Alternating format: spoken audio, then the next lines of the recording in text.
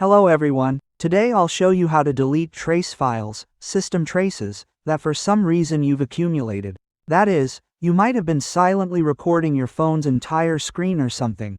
And somewhere, these files are still there, taking up extra space on your smartphone. Someone asked me about this in the comments, so I read it and decided to make a video. It's very simple. Look, you need to use your default settings and find About Phone or Phone Details.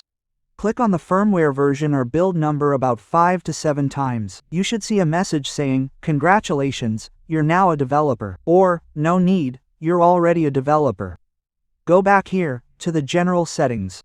Go back to the settings and look for Advanced Settings. At the very bottom, you'll see Developer Settings. Click on this item. Then scroll carefully. There's no search option. You need to find the section that specifically relates to system traces. Here's the system trace. Perhaps you were improving something there or doing something else and accidentally affected all this.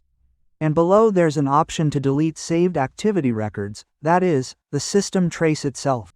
Click Delete. Simply delete it. Or you can copy Data Local Traces, use Command Prompt, and find this file.